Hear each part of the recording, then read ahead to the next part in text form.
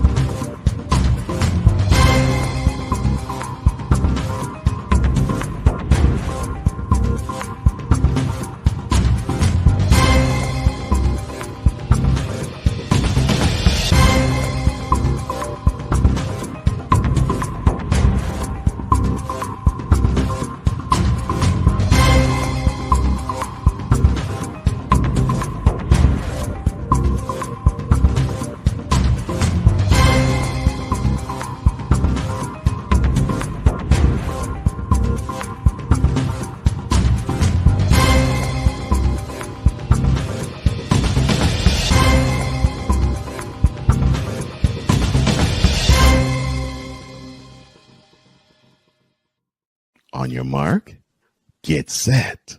Let's go. I can't do it. We'll do it live. Do it live! I'll write it and we'll do it live! Mister, will you please wake up, wake up, wake up, wake up, wake up?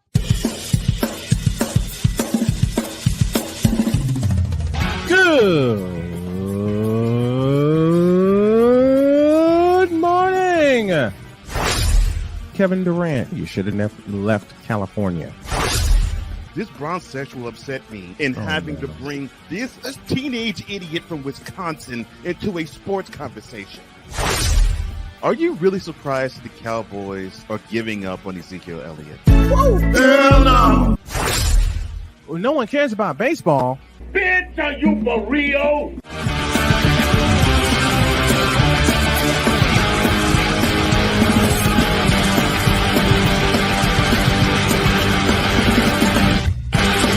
Oh, yeah! Time to get this party started. 8 after the hour, and we welcome you in. Good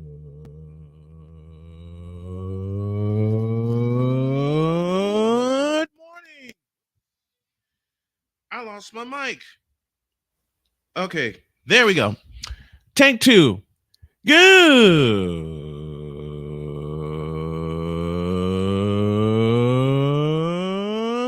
morning. Welcome to the post-championship Manic Monday edition of Snowman in the Morning with Carl Johnson. Glad to have y'all with us. We are stacked and packed with some great sports talk as we take you on a 120-minute journey with the best sports talk show in the region, across the nation, and around the world. We welcome to those of you watching via our YouTube channels, Snowman Multimedia and the Shady Sports Network. We also want to welcome those of you watching on I lost my mic again. Hold on a second, folks. I really need to switch out this mixer. Okay, there we got it. Apologies for the technical difficulties. Want to welcome those of you, as I began to mention, watching via YouTube on either the Snowman Multimedia YouTube channel or the Shady Sports Network YouTube channel. Welcome those of you listening on WIRU-DB in Chicago, WQEE in Atlanta, KSOS in Salem, Oregon, and WLEO in Baltimore. Also, welcome to those of you listening on our flagship station, Snowman Multimedia Sports Radio. And now, oh, that's what happened. There's a short that I have to deal with. And welcome to those of you watching on BS3 TV as well as Zebo TV. Did anybody see what happened last night? In particular, the game in Santa Clara. Anybody see that? Anybody see what happened in Baltimore, Maryland? You didn't, huh? Well, I certainly did. And Victor, who I plan to have on here in the next 30 seconds, I hope, kind of we went opposite ways when we did our picks. Now, we will review the AFC Championship a little later on in the program. But I want to start with the thriller in Manila. I'm sorry, the thriller in Santa Clara, in which the Detroit Lions, I'm going to say this as plain as I can and as honest as I can. The Detroit Lions choked. Period, point blank, end of story. And this is Dan Campbell's fault. How can you gamble not once but twice on fourth down, and both of those gambles produce points for San Francisco? You were dominating on the ground. You were dominating. You were dominating. The Detroit Lions were dominating this game, and it had me so angry that I went off. If y'all watched the live stream last night, and I hope you did, and that you continue, it had me so triggered. I really thought the 49ers had quit playing. I did. I really thought they had quit playing. Stupid me. And it took Victor to knock some sense into my head. It really did. It really took Victor to really knock some sense into my head. Period. It really knocked some sense. It really took Victor to knock some sense into my head. And this is my team.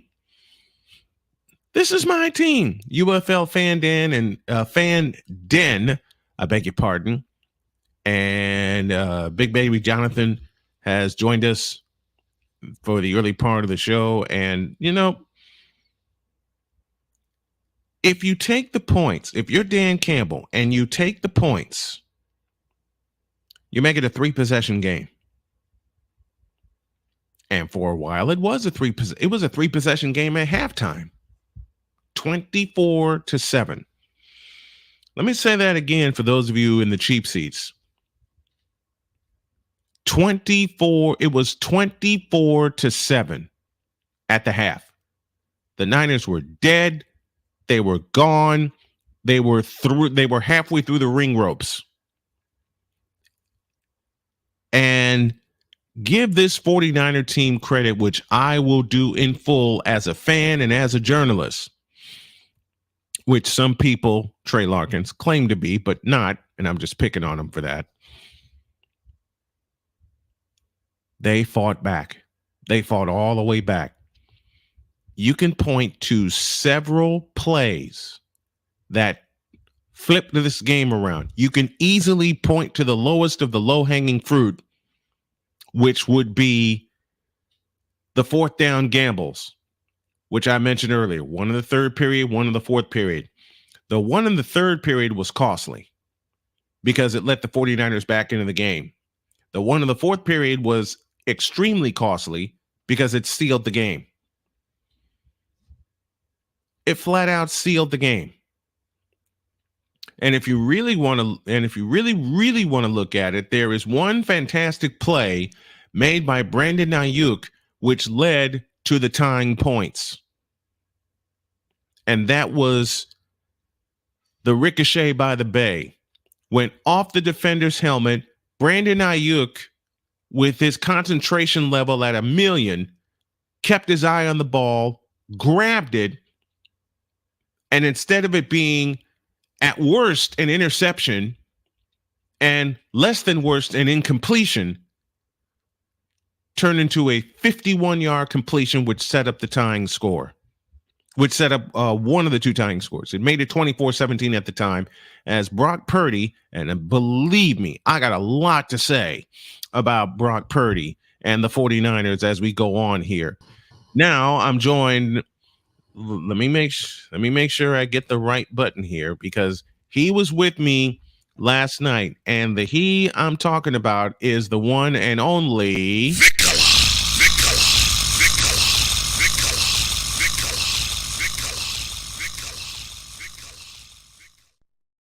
To Chicago we go. Good morning, Victor. How are you? Good morning, Snowman. How you doing? I don't have my voice back yet. I didn't think you did. I was gonna say, have you descended from Cloud 9 yet? Hell no. You know what, Bishop? Where you at? Where you at? Ask me that question again, please.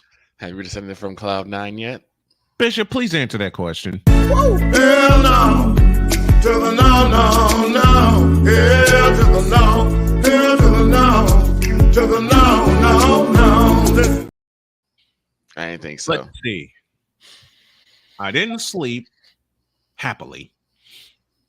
I happily didn't sleep because I kept watching the highlights, trying to get my thoughts together, and there will be 2 special editions of that 49ers show, and then beginning with the draft, we're going to get more consistent with that. Let's see. This tell you anything? No, it certainly does. I'm surprised you're not wearing a It's hat. empty. It's empty. I'm surprised you're not Oh, I wearing got a the hat. hat. You mean this? Yep. Where? It's where's inside the logo? out. It's You mean inside out. this? Oh, there it is. Okay. I wanted to wear it, but I have a headset on. I don't have any speakers. Fair enough. So Fair enough. gotta be practical. Look at me. I'm listening to my wife. I gotta be practical here. But there is so much for us to touch on from Championship Sunday. Jay Spivey will join us at the bottom of hour 2. Ryan McCarthy is unavailable because he's just getting over the flu. So Victor and I will take you through most of the show today. Tell me and I asked you this question while I was taking my daughter to work last night, or right after I dropped my daughter off at work last night. And I know this is going to cost me a quarter in the swear jar. Mm-hmm. Tell me what the hell Dan Campbell was thinking on 2 occasions. I'm pretty sure most of Detroit is asking the same question. I think most of Greater Michigan is asking that same question. I mean, listen, Playmaker said it in the chat last night when we were doing our live stream. 30 minutes, Detroit. 30 minutes. And since there we go. That's 2. And there we go. Every at the for my birthday, every coin that goes in the swear jar on my birthday, it's going to turn into a contribution to the Jimmy V Foundation for Cancer. Excuse me for a minute. So, what the hell was that? What the hell was that? If you take the points, it's a 3-possession game. Easy. You had the 49ers on the ropes, and you didn't knock them out. Yeah. You had Victor, you said it perfectly last night, and a lot of people said it in the chat also. They had the 49ers not on the ropes, but through the ropes. Had them beat. You start off tremendously, taking your opening drive all the way. Yep. The Niners don't get points off of a missed field goal. You take that back for another touchdown. Mm-hmm. Purdy ends up throwing an interception, which is rare for him. Yes. And I believe, and that also turns into a touchdown. Mm-hmm. It did. You get to the end of the first half where you have the lead, you have the ball. All you need to do is put it through the uprights, and your team gets the lead, stays in a commanding lead in the half. Mm-hmm. The Niners come out, they don't convert on their first drive. You now have an opportunity to knock them out. To knock them out the box. They have an opportunity to knock them out, to deliver the knockout blow. And let me say hi to a very special mutual friend of ours, Bobby Wright, aka Bobby Fat Mac from Chicago State. He says, quote, "They are who we thought they were." Dennis Green, attorney for the 49ers. What's going on, Bobby? But you have a chance to knock them out, to send 70,000 people home silent. Mm-hmm. I even heard a YouTuber say, yeah, I even heard a YouTuber say, and you're going to love this. I heard a YouTuber say the 49ers needed to be humbled. Well, in the first half, they were. They were. Period. They really were. They were really humbled in the first half, to the point, and I'm going to show this on a later show this week. I went off at halftime. Yeah, you did. Yeah, you did. I completely went off and I spoke the truth. It seemed like they quit. It seemed like they played down to me. It's like they played down to the Lions level as if they were like the Lions from years past. And that's such a fabulous point, and that was one that you kept that you kept saying. UFL fan den 4th and 3 should have went for it. I'm still PO'd about the Lions had them hands down. I don't know why 4th and 3 scared them so much, because they're so used to gambling. I'll answer that question. Kurt. They're so used to gambling. And at some point, you don't need to gamble. It's not necessary. If it's a 27-7 game instead of 24 to 7, if it's 27-10, I beg your pardon. If it's 27-10, do the Niners have all the confidence in the world to come all the way back? No, they do not. I mean, they had it start in the second half. Don't get it twisted. They had all the confidence in the world in the second half because, Dennis Green said it best. We are who we thought they were. And a lot of fans that went against San Francisco, not the ones that were being playful about it, but the serious ones. Yes, thank you. Say it again, please. The ones who were serious, the ones who really don't like the Niners being as quote unquote cocky as they've been. I watched some YouTubers last night, man, and the hate was real. Oh yeah. I mean, they were, and you know this. You and I have examined videos together. It's like they were saying, so goodbye to you and farewell to thee, before the knockout punch was even thrown. And in this case, the knockout punch was never thrown. No. The knockout punch was never thrown. It was an opening flurry, but in the end, you can always punch out of an opening flurry. And that the other issue was that the Lions completely abandoned the run in the second half. Yeah. They got one stop on Montgomery, and that was it. It was like, oh, they stopped Montgomery. All right, abandon ship. Now you put all of the game on Jared Goff's shoulders, which he really shouldn't have had. Yes.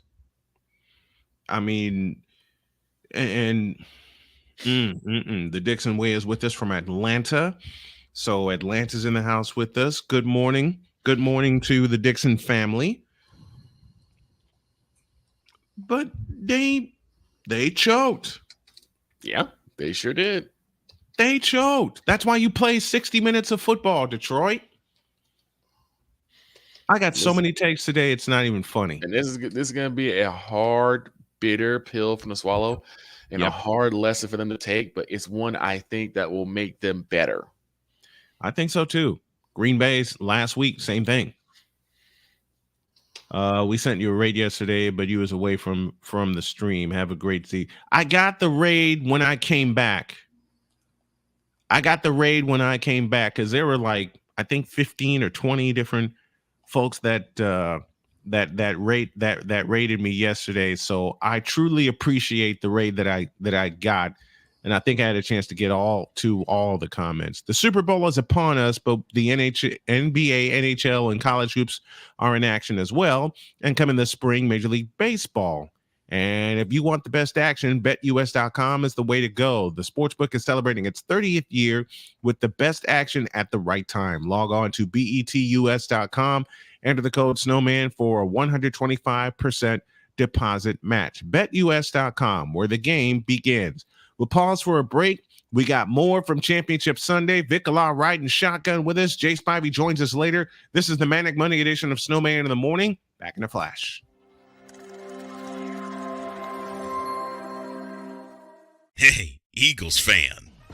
Join my man Cool McCain and a host of others as they break down every single game, every single week in an objective manner, and also from a fan's perspective as well. Remember, this cast feels just like you. Nobody likes you. And you don't care. Fly, Eagles, fly. Eagles Elite Podcast. Every Wednesday at 8:30 p.m. Eastern on YouTube, and other podcast outlets.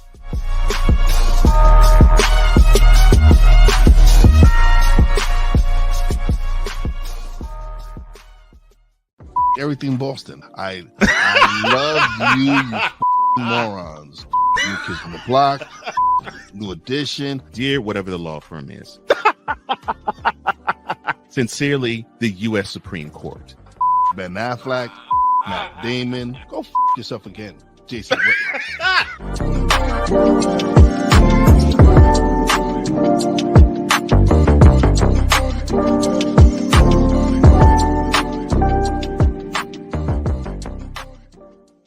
Ready to hang with some fellas who know football? Let's ride. LC Muscles 28. I think they're the most overrated defense in the league. Steel Sermon. We did not trail for a single second. Tiny Tim. McCarthy is a bonehead. A Pizzle 90. I'm going with my boys. Fins up, baby. Get ready for the Four Horsemen of Pick'ems.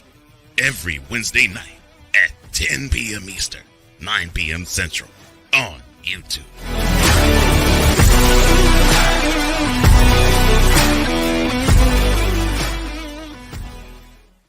Poppy J. You got the option to cry for the government. You got the option to protest. You got the option to keep buying. But this is also an option. Wise El Jefe. We're the first tech geeks. We're the first gamers. We're the first everything. Everything. Like Gen X's, we are the ones. BS3 Network proudly presents the crew from the New York boroughs who never wants that smoke.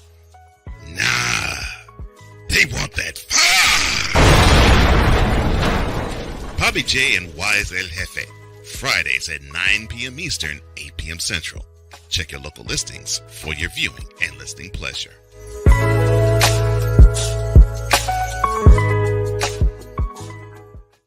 Mister, how do you operate this Twitter thing or this Instagram thing or whatever the heck? You're supposed to know all this stuff. Anyway, welcome back to the show. We're off and rolling on this Manic Monday edition of Snowman in the Morning. This Wednesday night, Caitlin Clark and the 5th-ranked Iowa Hawkeyes pay a visit to Evanston for a date with the Northwestern Wildcats. We begin our coverage at 7:45 Eastern Time with the BetUS.com pregame show, and yours truly will take you from start to finish with the play-by-play starting at 8 p.m. Jump on to YouTube.com /@Snowman Multimedia to follow all of the action. Victor Locke joins me in riding shotgun, sitting in for Ryan McCarthy, who is out with the flu. He's recovering from the flu. Ryan, we want you to get well so you can join us next week. I'll probably take something with him later. We're talking to NFC Championship, and I'll say what I want to say to a certain former quarterback, capitalize the word former for the next segment. But I want to say this. Can we finally put some respect, and I know you have already, but can we finally put some respect on the San Francisco 49ers? The last 2 years, they've come up short in the NFC Championship. They choked away a lead against the Rams, and they were chopped by the Eagles thanks to Hassan Reddick, who made a fabulous play. Mm-hmm. They were down 24-7 at the half. They came back and won. And yet there are still people, you've seen it, as have I, this morning, that still want them to go down. Why is that? Because again, it's the thing of the young upstarts. They don't feel like they've proven themselves, that they've paid their dues. You got a young Brock Purdy who is now in his third year. Mm-hmm.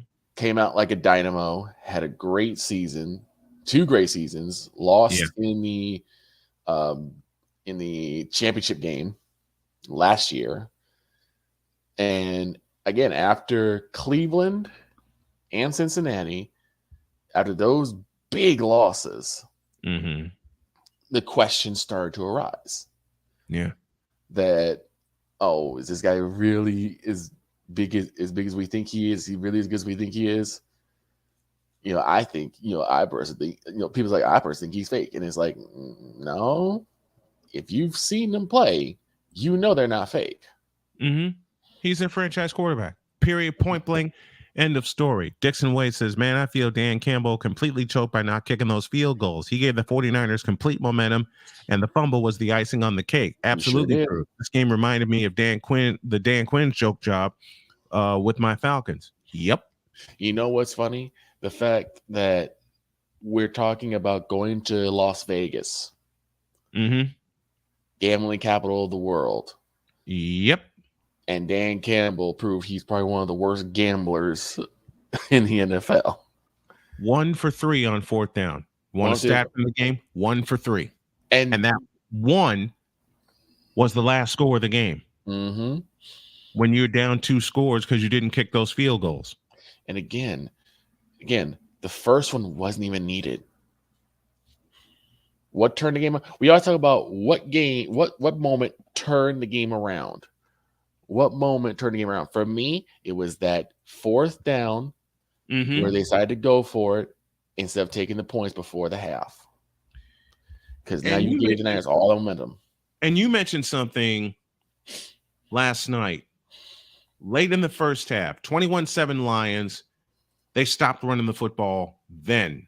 Mm-hmm. They kept going for the home run plays. The two home run throws where you're making Jared Goff just uncork one. That you save that for the end.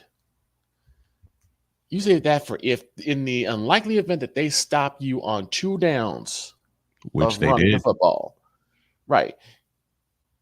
In the first half, they couldn't stop Montgomery at all. Mm-mm. They couldn't stop either back. Running over the Niner defense. They couldn't stop either running back. Not Jahmyr Gibbs, not David Montgomery. And Montgomery got them started with the first play of the game when he got 15 yards. So then first play of the game running? Why do you stop running? It makes no sense. None whatsoever. So he messes that up. He then goes for it on fourth down, which gives the Niners momentum back because, hey, this guy stopped running the football. Mm-hmm. He's giving us a chance to get back in it. And that's like what happens. And the crazy thing is they made the 49ers one-dimensional the entire first half. It worked. And then they made themselves one-dimensional. Yep. The entire second half. Yep. They made themselves one-dimensional. If you're a Lions fan, you are so aggravated right now because you could 30 minutes, you could have been talking about yourselves going to Super Bowl for the first time in a long time. First time ever. Instead, you're talking about how you choked it away to the San Francisco 49ers. And you know the thing is, and I'll continue to say it, the 2 fourth downs flipped the game. The fumble flipped the game. Mm-hmm. But there were some monumental catches too on the Niners. Brandon Ayuk, anyone? Brandon Ayuk earned his extension. Because he had that contract extension. He had no business catching what that 51-yard pass. Mm-hmm. What is someone? What's the term someone sent to me? The ricochet by the bay.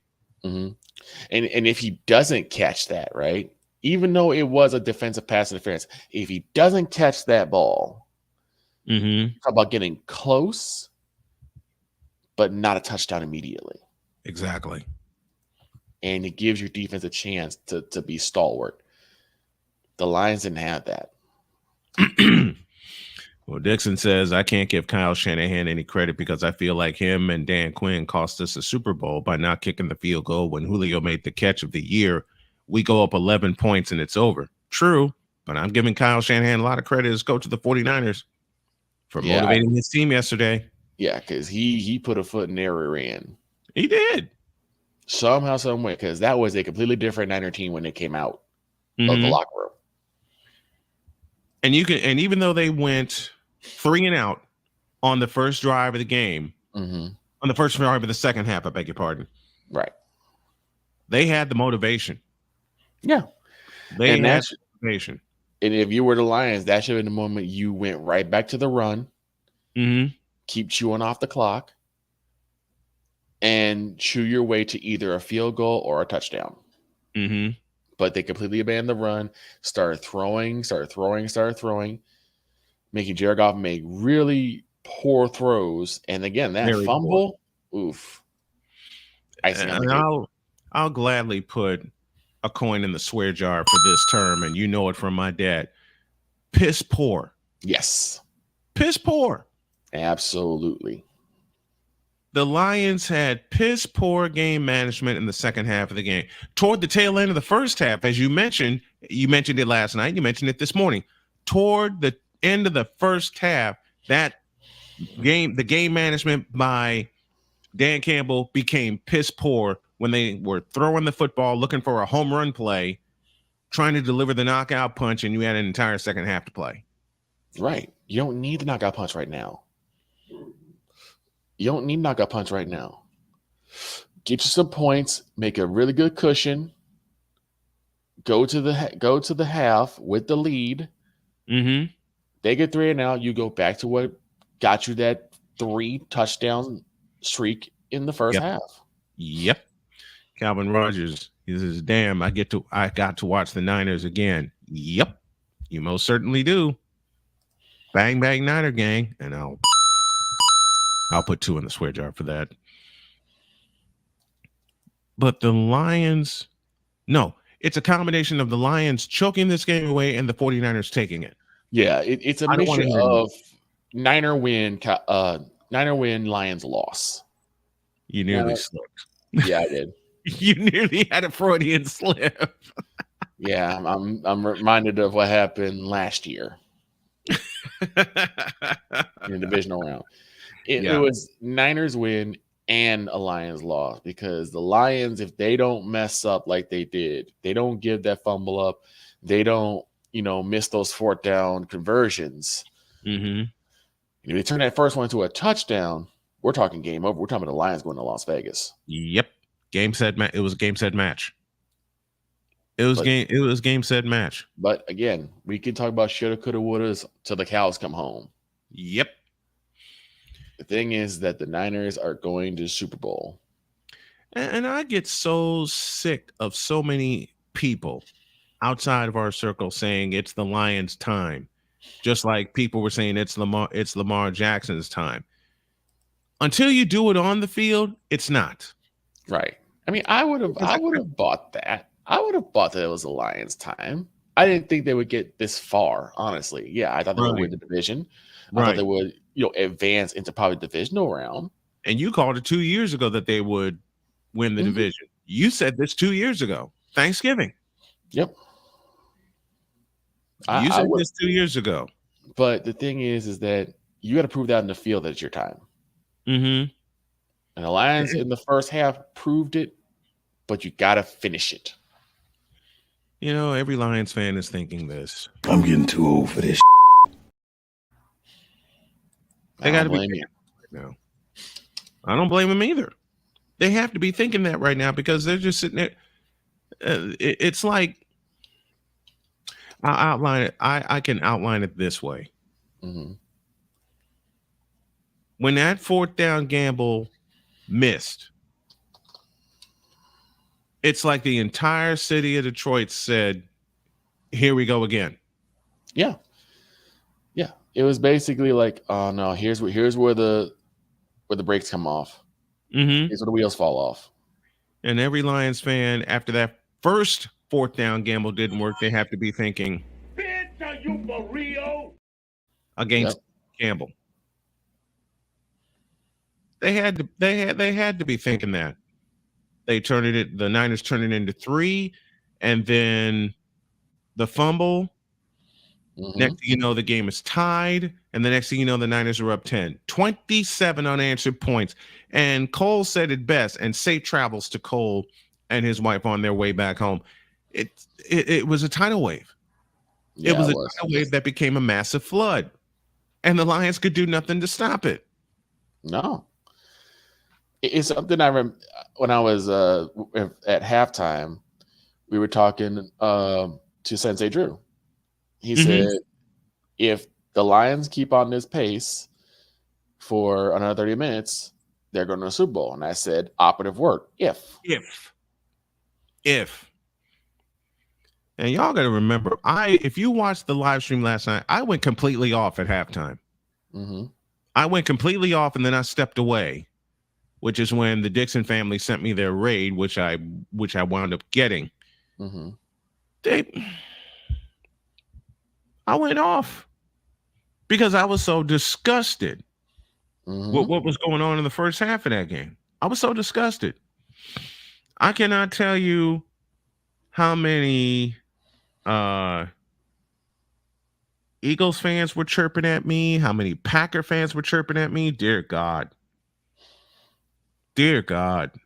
Oh yeah.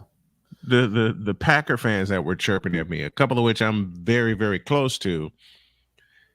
One of which said to, let me do this right. Cole, this is for you. One of which said to me, quote, "We had y'all that game and you know it." Close quote. I borrow from Victor. Operative word, had. Mm-hmm. Had. And where is this? You know what? To Lions fans, I hate to do this to you, but the truth is the truth. You blew it. Capiche? Simple as it gets. Simple as it gets. They blew it. They absolutely blew it. Let's take a pause, and when y'all get back, I have a message for Cam Newton. And I might be putting a few more coins in the swear jar. Snowman in the Morning with Cole Johnson. Back in a flash.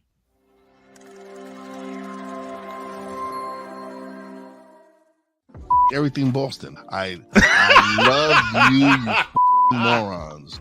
New Kids on the Block, New Edition. Dear whatever the law firm is. Sincerely, the U.S. Supreme Court. Ben Affleck, Matt Damon. Go yourself again, Jason Whitlock.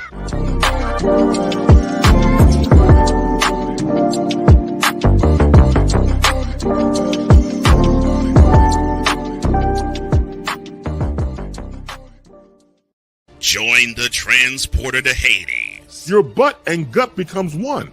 Join the reformer of hooker whores. This is my daughter, Placenta Booty Johnson. Join the bronze claw. Whenever you are in distress, take off your baseball cap and throw it in the air. Join your very own superhero of broadcasting, Chris Bass. So whatever color crayon they get, they palm it and do two circles, and that translates to, I can beat up black people. As he takes you through the week's paces in Baseline. Live every Saturday at 8 a.m. Eastern, 7 a.m. Central, Pacific Time Zone people, just stay asleep when this is on live and just catch the recording. Oh, I'm sorry. Exclusively on the Chris Bass YouTube channel.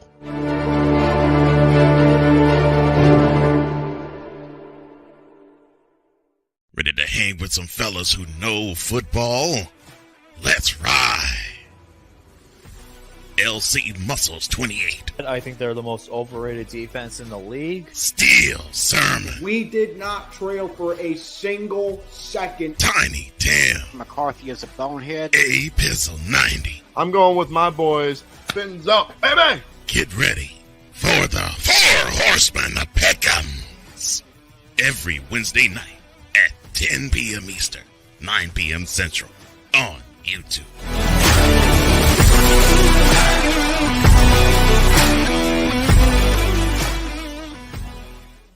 Mister? How do you operate this Twitter thing or this Instagram thing or whatever the heck? You're supposed to know all this stuff. Anyway, welcome back to the show. Well, SNWMN Multimedia is what you need on Twitter, Instagram, and everywhere else. It's Snowman Multimedia. Okay. Now I'm going to get to something, finally, that I have been wanting to do for a couple of weeks, but I waited. Why? Wanted to see what happened in the NFC Championship.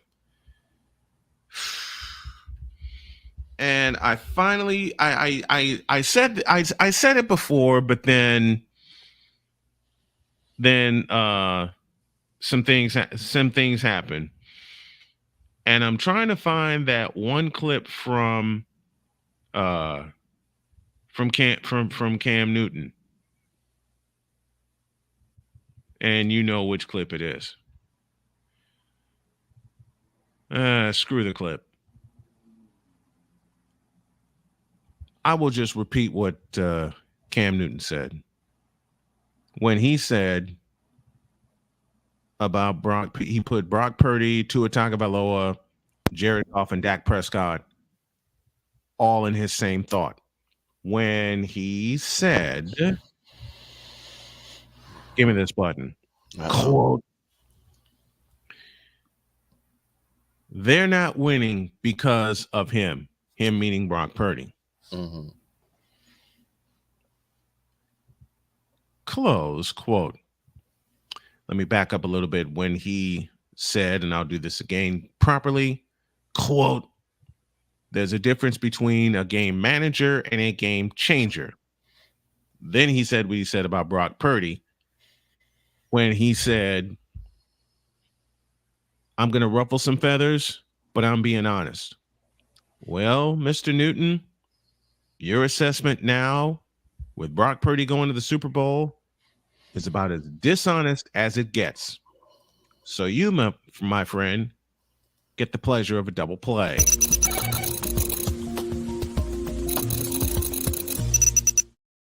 And now the trolling begins. Shut up. Not only do you get this, Cameron Jarrell Newton, you get this as well.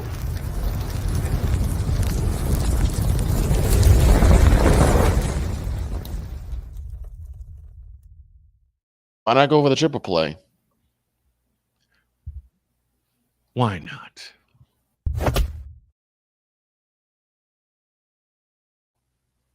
Start with the reality check as we go around the horn. Brock Purdy is a game changer, period. Richard Sherman, and I love Richard Sherman, and I love the Richard Sherman podcast.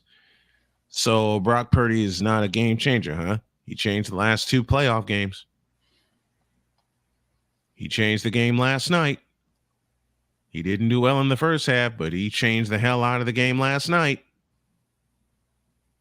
Oh, and you know what he did better than you? He ran the football strategically. Oh, you didn't hear me. Let me say it again. You know what he did better than you, Cam Newton? He ran the football strategically. And efficiently. The last 2 weeks. The last 2 weeks, he scrambled strategically. He scrambled when the team needed him. George Kittle called those quarterback runs last night sick, and in a very good way. He had 52 yards rushing in the second half. He was an absolute magician against that Lions pressure. So much so that on one play, which had Victor falling out of his seat, it looked like the blitz was going to get home. Somehow Purdy squirted out the back door and found a tiptoeing Kyle Juszczyk for an 11-yard gain. Mm-hmm. So much so that Victor messaged me during the break and went, "How the hell did he do that?" Let me be honest, I was asking that question, and I sat there and watched the doggone thing. You know what else a game changer does to help change the game? Keep his team in it.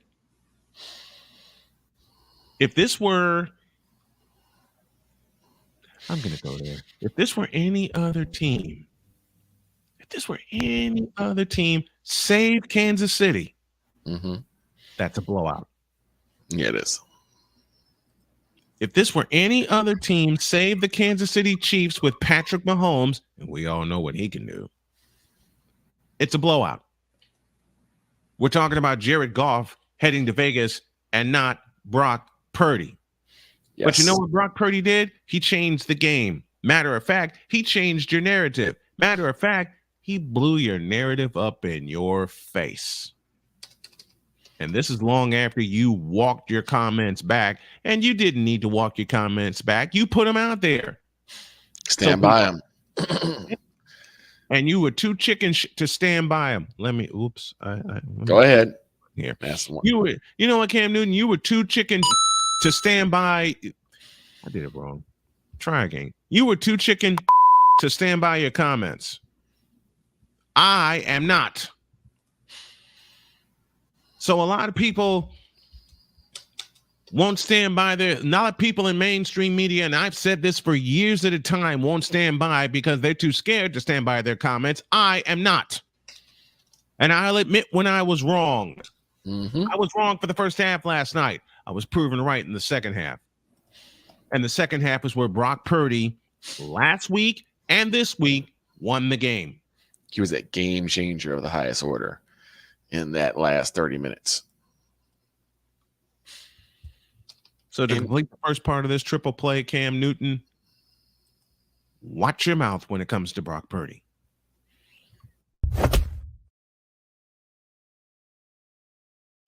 Now, the roast continues. Do you even know what a game changer is? Because right now we got two of them playing in the Super Bowl 2 weeks from Sunday. Patrick Mahomes, a two-time champion, and Brock Purdy seeking his first. You know what, Patrick, and you correctly identify Patrick Mahomes as a game changer. Okay? I take Lamar Jackson out of your equation as a game changer. I will get to that during the second half of the show. Patrick Mahomes has two of something you tried to pursue and didn't get. Championships. He's got 2 Super Bowl titles. And had the best opportunity because you should have beat the crap out of the Denver Broncos. Should have. Peyton Manning or no. Shoulda, coulda, woulda. Like my partner Victor Locke said earlier. Shoulda, coulda, woulda. Doesn't matter. Did you get the job done? Nope. And the answer to that is a resounding no. Matter of fact, what happened to you, Cameron Jarrell Newton, at Levi's Stadium in Santa Clara for the golden anniversary of the Super Bowl, you, my friend, since you were so afraid to scramble after a loose football that would have kept your team in the game, you wound up taking a big fat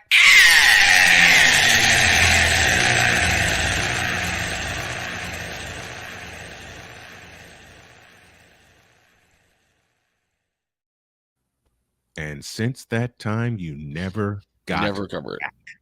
Never recovered. At least Brock Purdy, not only did he strategically run the football, unlike you, Cam Newton, and I love the fact that you were a fabulous athlete playing quarterback, but Brock Purdy can throw the football pretty good. Noodle arm, my ass. Did you see some of the throws he made last night? Did you see some of the throws? Check that. Did you see some of the plays he made last night? Did you see the way he changed the game?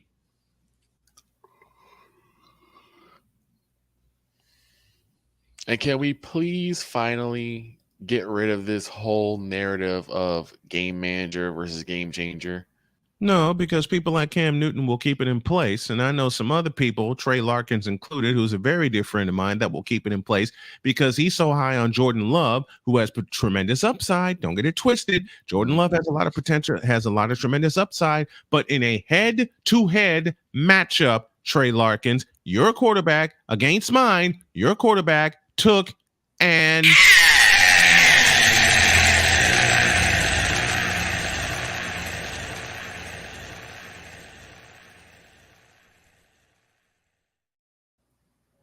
So it seems to me, Cam Newton, and to a few YouTubers that I've heard make this comment,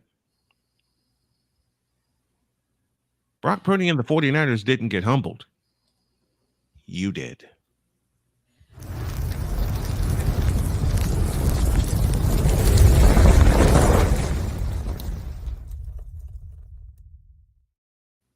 And to finish this off, you know what else the 49ers did, Cam Newton and haters alike?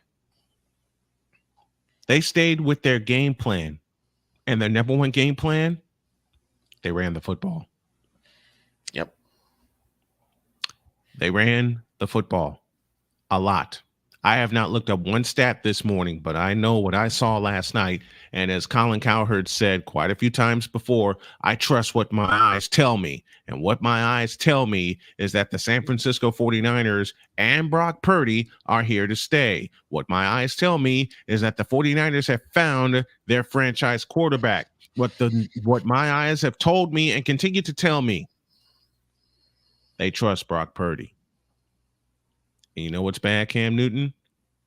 A future Hall of Fame coach didn't trust you. That's Snowman's take. What is yours?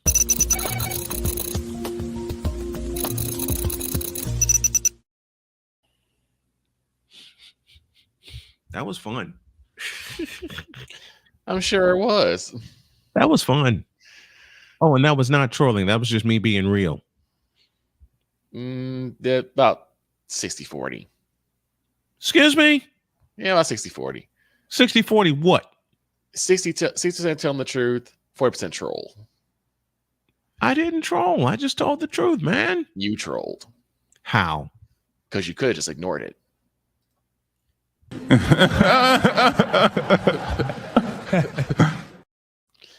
You could just ignored Cam Newton because Cam Newton is irrelevant.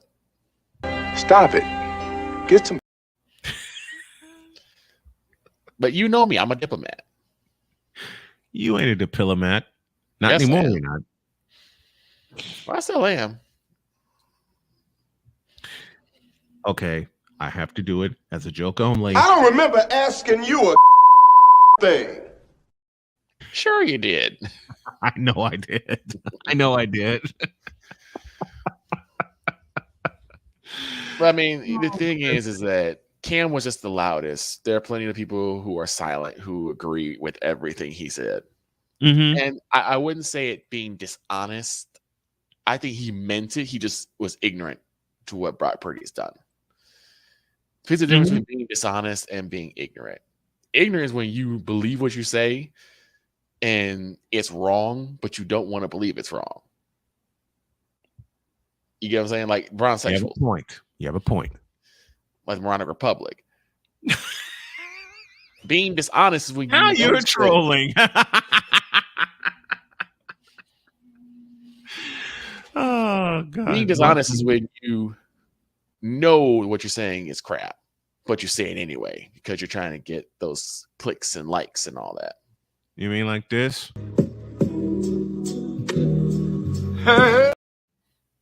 I wouldn't even get to the first note. I'm gonna say Nicola was right. He's already trolling. And that's actually more of a coal troll than a snowman troll.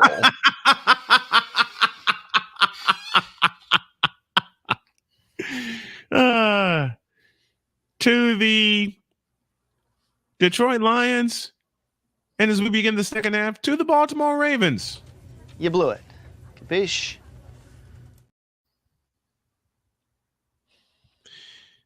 Oh, and I'm going to have fun with that one, and I'm going to ruffle a lot more feathers.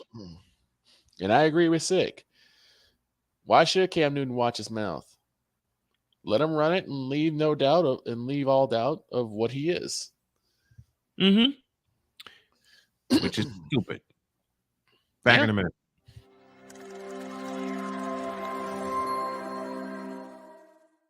Everything Boston. I love you, you morons. You kids on the block. New edition. Dear whatever the law firm is. Sincerely, the U.S. Supreme Court. Ben Affleck, Matt Damon. Go yourself again, Jason Whitlock.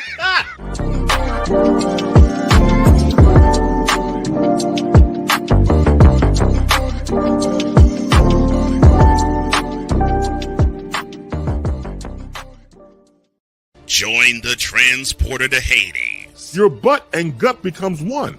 Join the reformer of hooker whores. This is my daughter, Placenta Booty Johnson. Join the bronze god. Whenever you are in distress, take off your baseball cap and throw it in the air. Join your very own superhero of broadcasting, Chris Bass. So whatever color crayon they get, they palm it and do two circles, and that translates to I can beat up black people. As she takes you through the week's paces in Baseline. Live every Saturday at 8 a.m. Eastern, 7 a.m. Central, Pacific Time Zone people, just stay asleep when this is on live and just catch the recording. Oh, I'm sorry. Exclusively on the Chris Bass YouTube channel.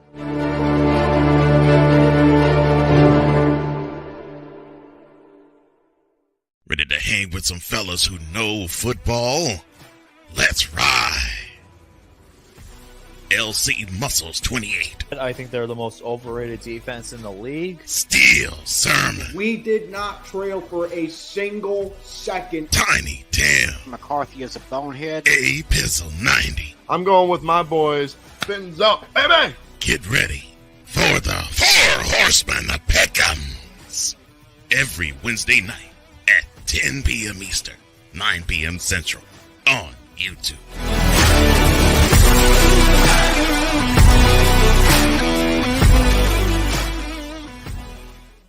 Mister? How do you operate this Twitter thing or this Instagram thing or whatever the heck? You're supposed to know all this stuff. Anyway, welcome back to the show. This Wednesday night, Caitlin Clark and the 5th-ranked Iowa Hawkeyes pay a visit to Evanston for a date with the Northwestern Wildcats. We will begin our coverage at 7:45 Eastern with the BetUS.com pregame show, and yours truly will take you from start to finish with the play-by-play starting at 8. Jump on to youtube.com/@Snowman Multimedia to follow all of the action. Want to help out the channel? You can help us out with a Cash App to $Tallman Dr. K50 or a super chat. And you can like, share, and subscribe to help us get the word out there. We reached our first 1,000. Now let's reach our second 1,000. The second half of Snowman in the Morning with Cole Johnson continues after this.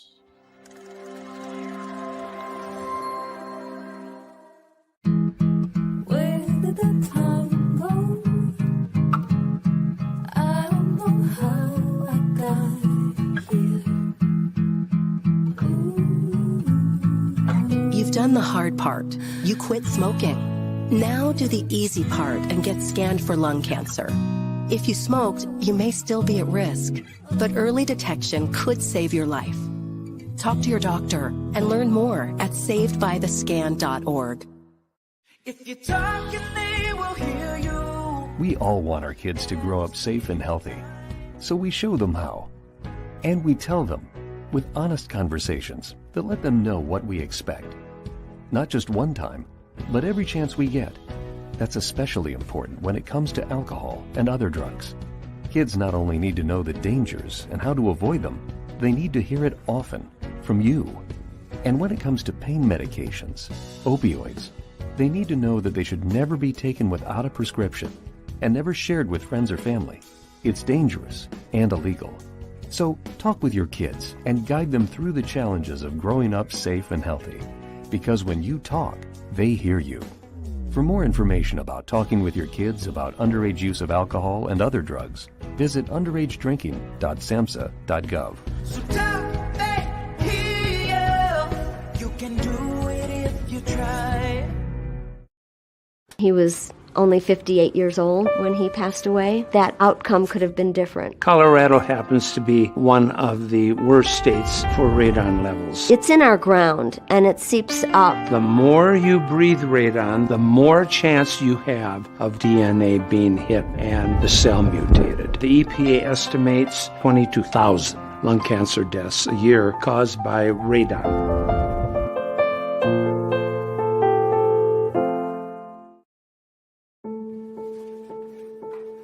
We all make choices.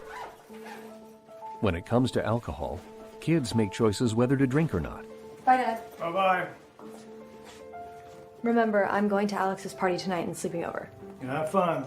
Hey, have a seat for a second. Remind me about that party again? Alex is just And adults make choices whether to talk about it. That's true of parents and every other trusted adult in a kid's life. Kids want to know our expectations when it comes to alcohol and other drugs. They want guidance and honest answers to their questions. And it makes a difference when the message is consistent and part of everyday conversations. So talk with your kids and help lead them on a positive path. Because when you talk, they hear you. For more information about talking with your kids about underage use of alcohol and other drugs, visit underagedrinking.samhsa.gov. Mister? How do you operate this Twitter thing or this Instagram thing or whatever the heck? You're supposed to know all this stuff. Anyway, welcome back to the show.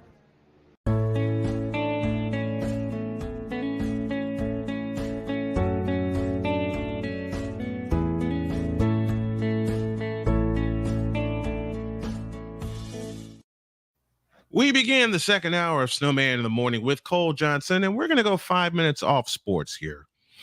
Okay. This is the question I have asked over and over again, but I will continue to ask it because the sound is in my ear and in my head, and I can't get it out of my head. Who's tougher, Bison or Sagat?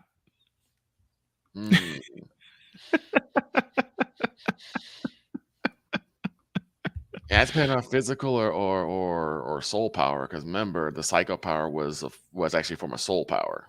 That's what fueled Bison, which is why he seemed like he's unconventionally immortal. In terms of physical power, it's Sagat all the way. I would not want to face Sagat. No. 7 feet tall with that kind of muscles. And the man all you have to do is just hit me once and I'm laying down. I ain't getting up. What, a 2-foot scar on his chest? Mm-hmm. And I think Ryu put that there. Yes, he did with the dragon punch. Ryu put that there with the dragon punch. Mm-hmm. I look. I can't do nothing with a tiger uppercut. That'll be the only time I learn to fly, and I wouldn't learn to fly because I'd be forced to. Mm-hmm. I get one of those. I'm down. I ain't getting up. And it aggravated me whenever I would try to play against the guy. I would always lose because everyone's always learned how to do anti-air, so I couldn't do any jump kicks.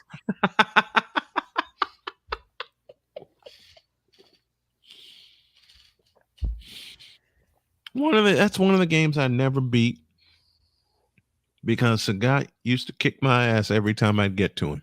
Mm-hmm. I get through Balrog with no problem. Duck his punches and hit him with a couple of uppercuts. You're good there.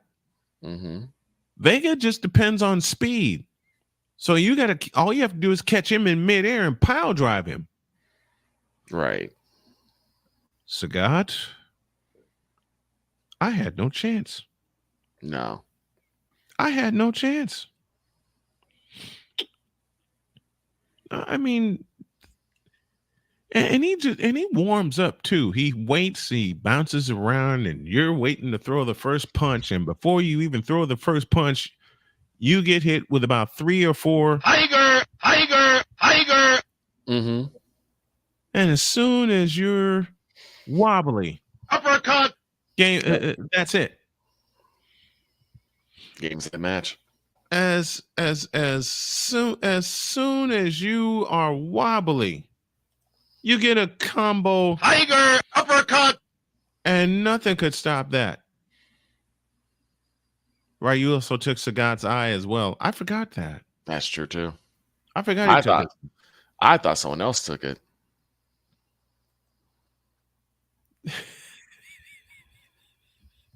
Shut up, sick. I just saw this. Oh. Yeah, I saw that earlier. Oh gosh. Yeah, that's our 5. That's not only is that our 5 seconds off sports, or minutes in this case, that's also a stroll. Down memory lane. All right, let's get back to business. Lamar Jackson, you choked. Yeah. Baltimore Ravens, you choked bad. John Harbaugh, it's your fault. John Harbaugh, you should be ashamed of yourself. If I'm a Ravens fan, and we both know quite a few, I'd be totally disgusted. I'd be embarrassed. Disgusted, embarrassed. I can't trust the Baltimore Ravens again. Because for the second time in 4 years, they had a playoff game in their house. Divisional round and I'm talking divisional round and above in the Lamar Jackson era. Mm-hmm. And the questions are about to flow freely because a lot of people are going to say, this is what we paid that big attention for. For you to choke it bad as you did. Dear Lamar Jackson. You blew it. Capiche? You blew it. Here I go again. Now, I'm going to ruffle a lot of feathers among the Ravens flock. I am going to say a couple of things that I've said before about Lamar Jackson, and no one believes me. I hope you believe me now.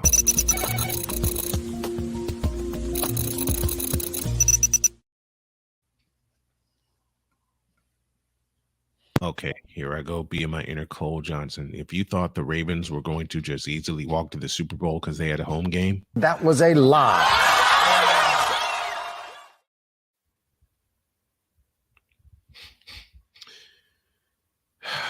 You blew it, Lamar Jackson. For the second time in 4 years, you had a high playoff game, divisional round and above in your house. Hell, you had the AFC Championship in your hands. If you go back over the course of the season, there are some teams they should not have lost to. Cleveland, Pittsburgh, perhaps.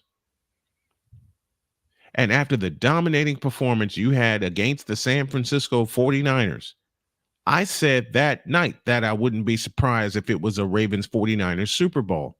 I said it aloud. I said it aloud for 2.5 weeks.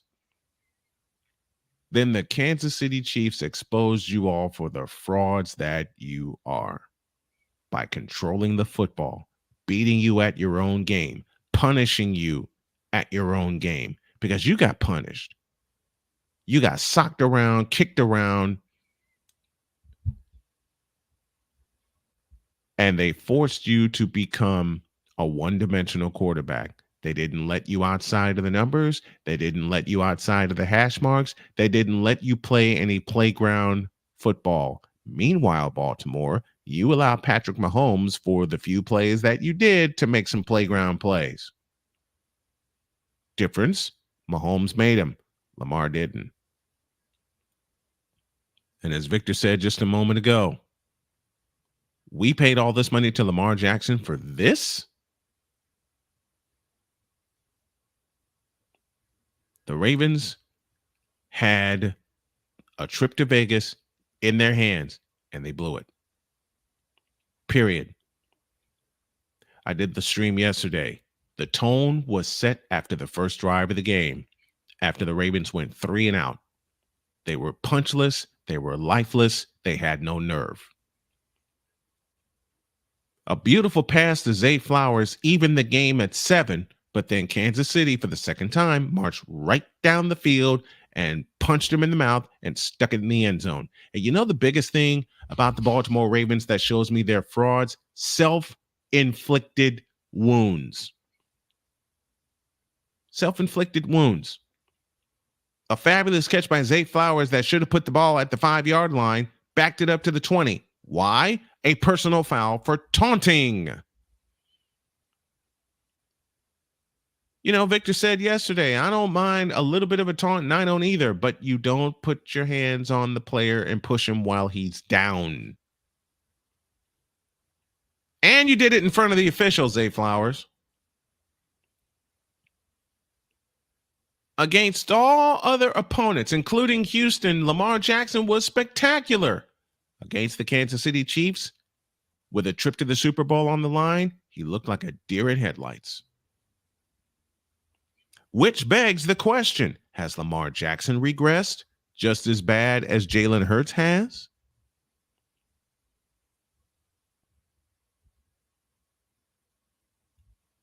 I'll pose the question again, and I hope someone answers it. Has Lamar Jackson regressed? Has Lamar Jackson gone backwards instead of forwards? because Victor and quite a few others have said that this was Lamar, that he felt, let me say it correctly, they felt this was Lamar Jackson's year. When we did our picks off the air on Friday, and Victor came to me first and said, what do you think? Do you go Chiefs or Ravens? I go with the Chiefs. And Patrick Mahomes is the reason. That, except on one occasion, that defense could not touch Patrick Mahomes. Meanwhile, Lamar Jackson and that Ravens offense got beat up and shut down. They got shut down. I was talking with Jay Spivey yesterday while I was on the air.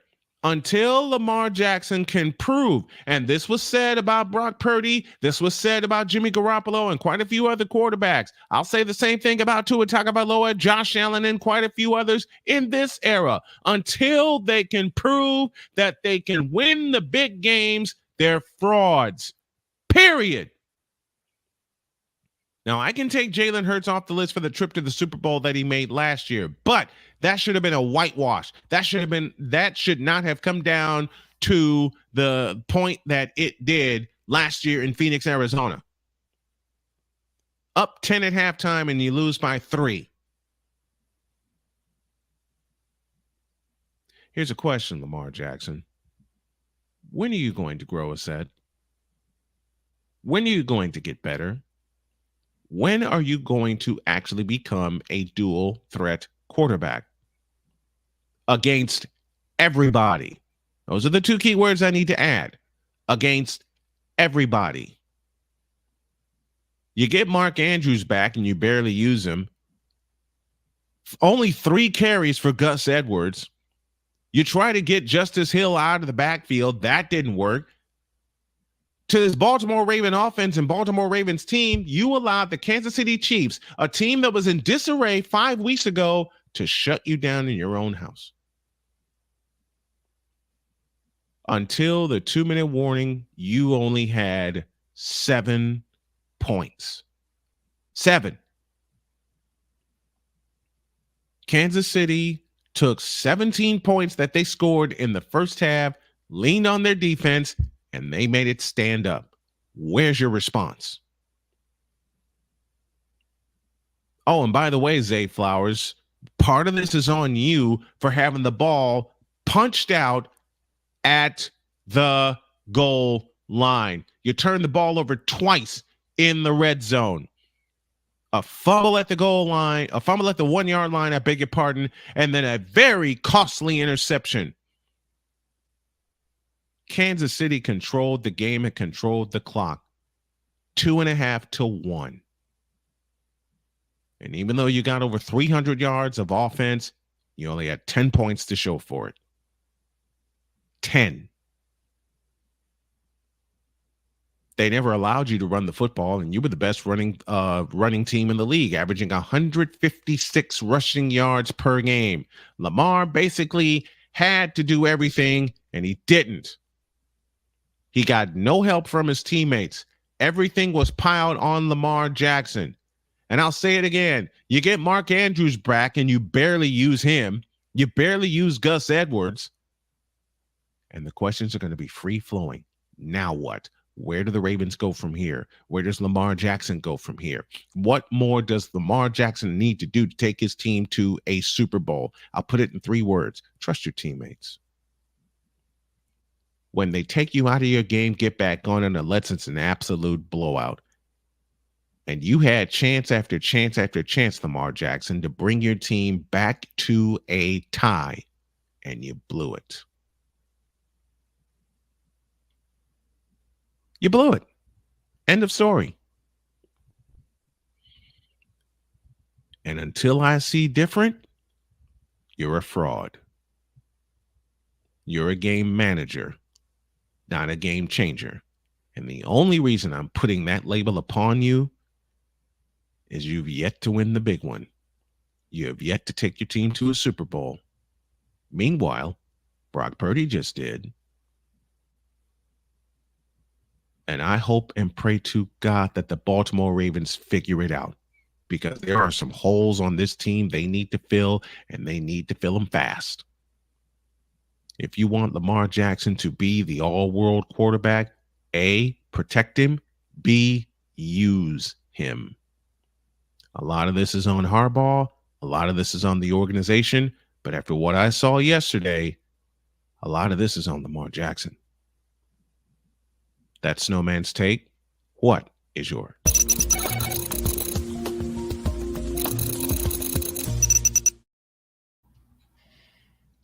Now I back this up with a 3-word command. Find the lie. There is no lie. Find the damn lie. That's a coin. Oh, it is a coin, isn't it? May as well make it 2. Damn it. I didn't even get to all of the penalties that the Ravens had yesterday. They got penalized 9 times. Yeah, Kansas City only got penalized 3 times. And that's what irked me, was that penalty of the taunting. Usually that's an unsportsmanlike conduct. But I think the reason why it was a personal foul is because he put his hands in the other player. And shoved him down. That's not necessary. It's really not. Kansas City took control of the game the first time they had the ball, marched right down the field, 86 yards in 10 plays, and used 7.5 minutes. That's a Ndamukong Suh. 7.5 minutes. That's a Ndamukong Suh type of play. You don't need to do that. No, you don't. Thank you for mentioning Ndamukong Suh. You don't need. I don't mind taunting. I never have. Because if someone has a problem with you taunting, don't let them score. Don't let them score. It's that simple. Got that from one of my favorite wide receivers, Michael Irvin. But the thing is, I'm talking about the Ravens, you had this game in your grasp and you fumbled it. They had it in their house. Professor Brian Davis, and the game was not even close. Then the scoreboard reflected Kansas City totally dominated. Find the lie. There is none. Find the lie. Lamar Jackson, you blew it. Zay Flowers, you blew it. John Harbaugh, you blew it. Capiche? And let me read what Jay Spivey texted me yesterday. And there were 3 throws where there were a few throws where he threw it into double coverage and triple coverage. The interception he threw into triple coverage. Why are you throwing that pass? Gunslinger. Lamar Jackson's going to have to prove he can win one of these games. He's going to have to simply prove it. And then I read something earlier going back to Brock Purdy that really got on my nerve. Where is it? Where is it? I said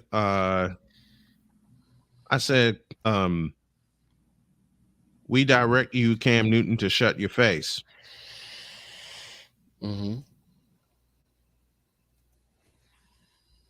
then the game manager, game changer argument, which ain't much of an argument. Not after what I saw yesterday. No. It ain't much of an argument anymore. It's not. Lamar Jackson is a game manager. Brock Purdy is a game changer. And until I see those role reverse, I'm not stepping back off of that. Nor should you. I'm not. Look, to all of you who think Jordan Love, Tua Tagovailoa, who else? Josh Allen, Lamar Jackson, and a couple of others think are game changers. I direct you to do one thing. Watch the game carefully. Make it 2 things. Take notes. The Super Bowl is set, and if you're heading to Vegas to see the big game, let old Snowman help you with the power of SeatGeek. With just a few taps on your phone, you can find the best seats for all of your entertainment. Download the app, pick the seats you want at the Super Bowl, and most importantly, use the code Snowman Multimedia for $20 off of your first purchase. That's only with the power of SeatGeek, where fans can fan. Snowman in the Morning with Cole Johnson. Back in a minute.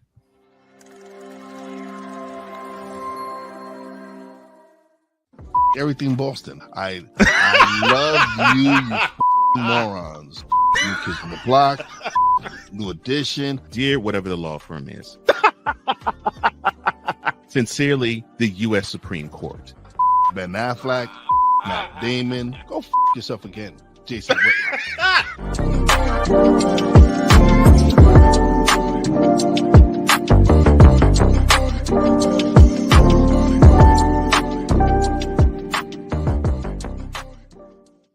Join the transporter to Hades. Your butt and gut becomes one.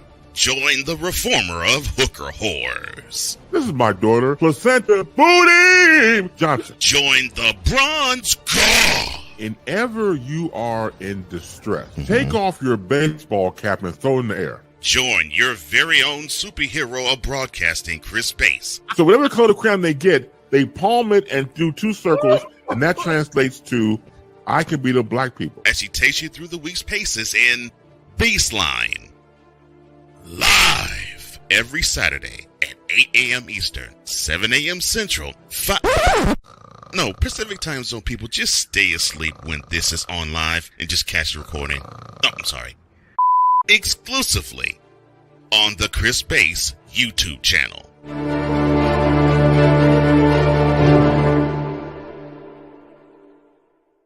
Ready to hang with some fellas who know football? Let's ride. LC Muscles 28. I think they're the most overrated defense in the league. Steel Sermon. We did not trail for a single second. Tiny Tim. McCarthy is a bonehead. A Pizzle 90. I'm going with my boys. Fins up, baby. Get ready for the Four Horsemen of Peckham's. Every Wednesday night at 10 p.m. Eastern, 9 p.m. Central on YouTube.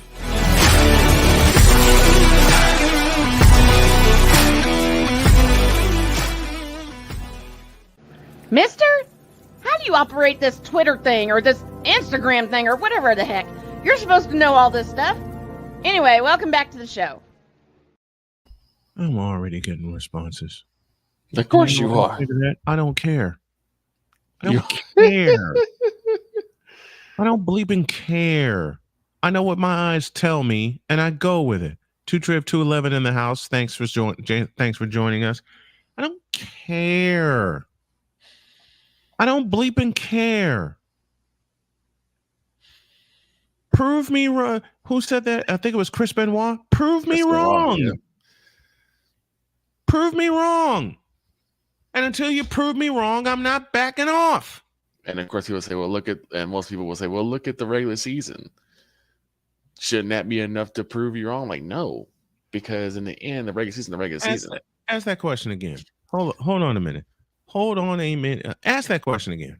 They'll ask, well, look at how the regular season turned out. Shouldn't that have proven you wrong already? Bishop? Hell no. To the no, no, no. Hell to the no. Hell to the no. To the no, no, no. And I'm going to say this. The two best quarterbacks all year are playing in the Super Bowl. Mm-hmm. Period. They're the last two standing. One will be standing in 2 weeks, running to the confetti while the other is walking away from the confetti. Mm-hmm. San Francisco last night, in the midst and in the face of a 17-point deficit, came all the way back, won the game, and ran to the confetti. Yep. Hell, they didn't have to run to the confetti. They walked in it.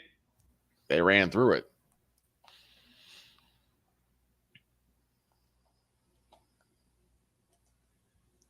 They ran to it, through it, and walked in it. Period.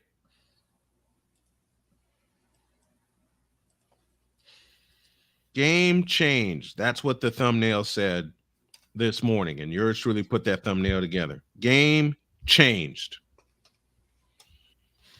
Brock Purdy changed the game, period. Patrick Mahomes changed the game. And they get to play for the Lombardi Trophy. Mm-hmm. End of story. End of story.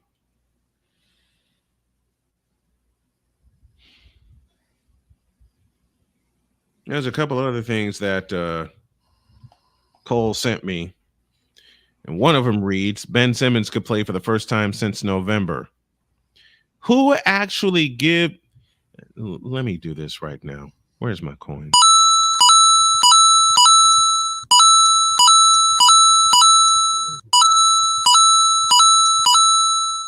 There. A dozen coins for me saying, who actually gives 2/5 of a half of a damn if Ben Simmons ever plays a game? I certainly don't. Because I called Ben Simmons. Man, let's stay here. I called Ben Simmons the moment he was drafted by the Philadelphia 76ers. I called Ben Simmons a colossal bust. Mm-hmm. I called him a colossal bust.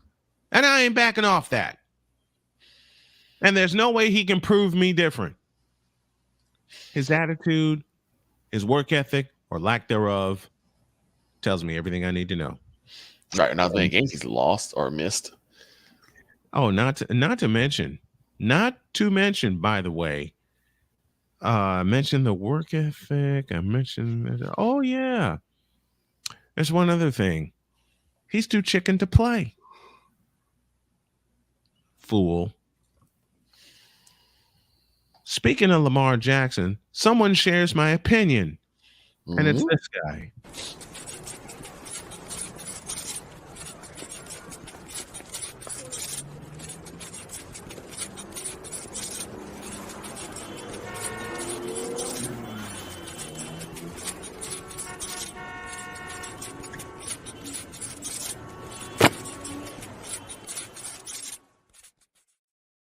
You know what I love about the guests that I have on our program? They're honest.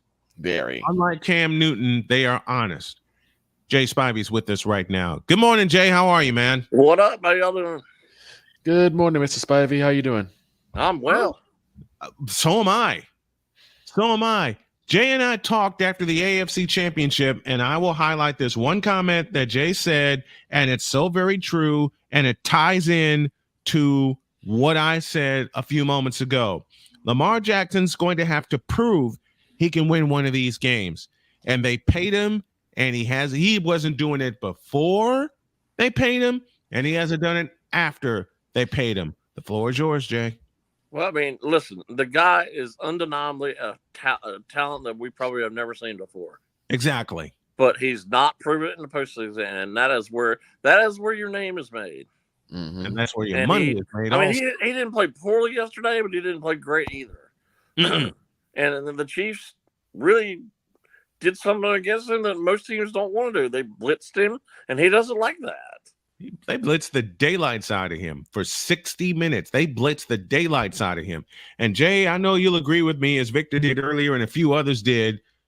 The first drive of the game where Baltimore had the ball, they got the kickoff, had a chance to establish something. They did nothing. Well, that's kind of been. Listen, I think probably pound for pound, you could argue that John Harbaugh, not Jim, is one of the best coaches in the NFL.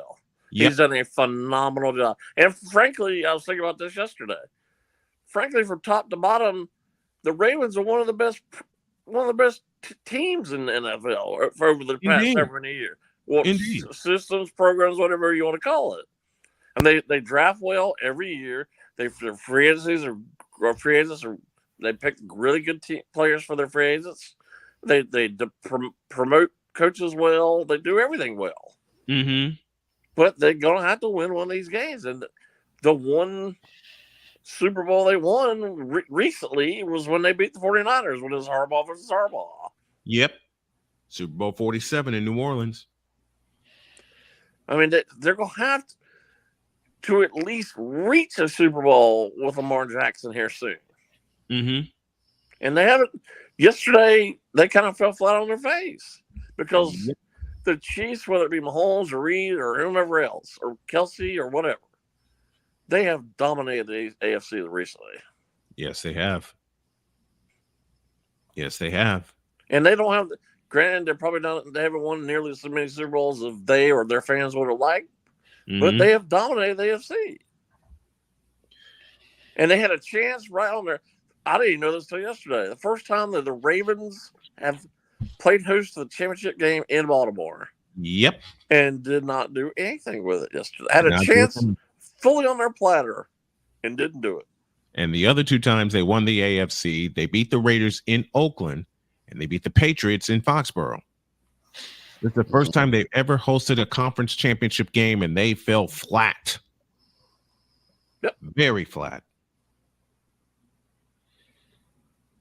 I mean, the Chiefs, for whatever reason, and this Chiefs team is not as dominant as the ones in the past by any stretch.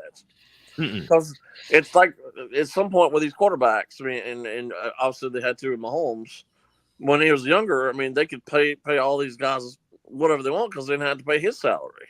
Right. But there comes a point where you got to pay your quarterbacks, and I mean, you know, his contract's pretty team friendly. Mm-hmm. But still, you got to pay the guy, and you can't keep some of the players like like Hill. I mean, they had to trade him to Miami. Mm-hmm. I mean, could you imagine him with this team?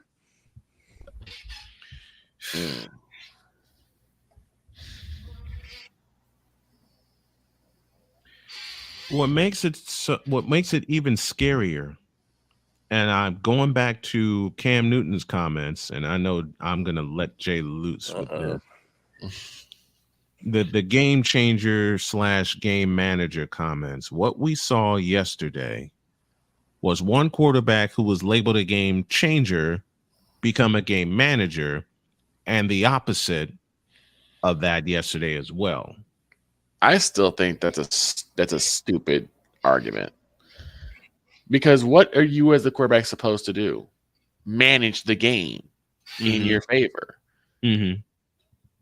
So there is between a game manager and a game changer, just so long as you're changing the game in your favor.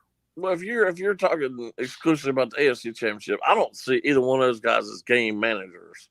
Now, if Lamar Jackson gets in trouble and decides to run it on every play, which he can sometimes do, which he didn't really do that yesterday, because I think the blitz was bothering him up the middle.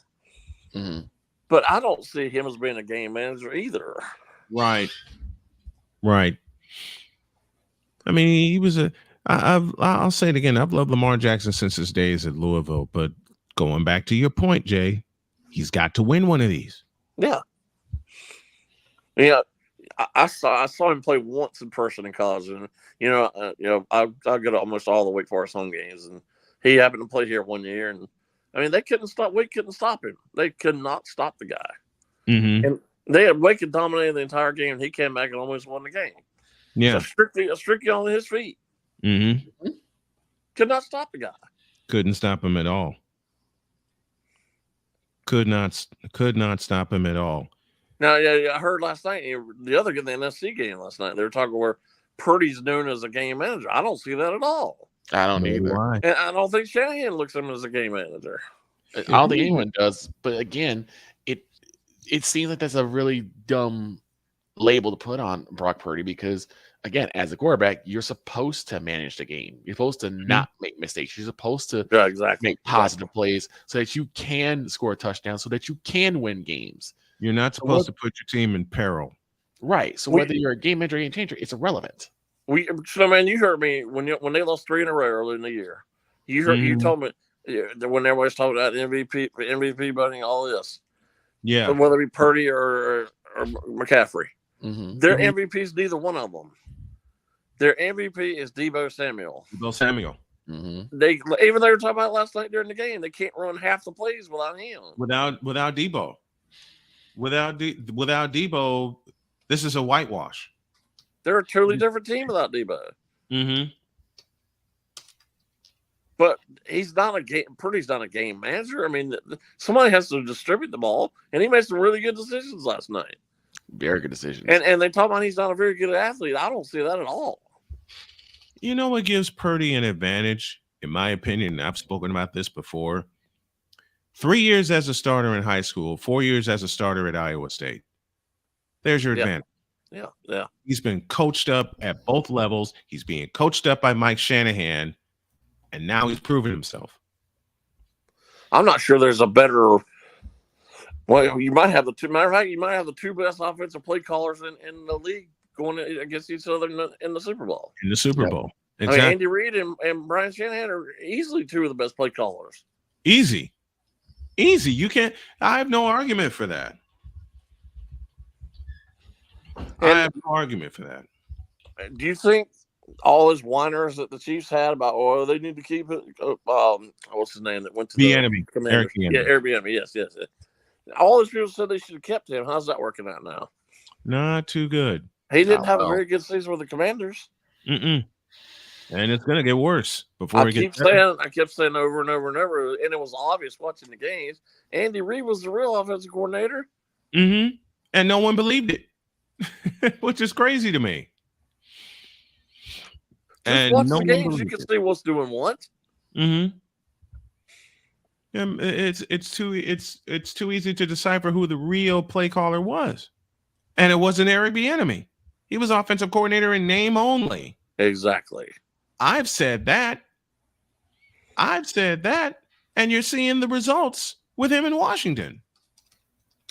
You are seeing the results. Speaking of results, the North Carolina Lady Tar Heels, ranked 20th in the nation until today, got smacked by a 10-win Virginia team.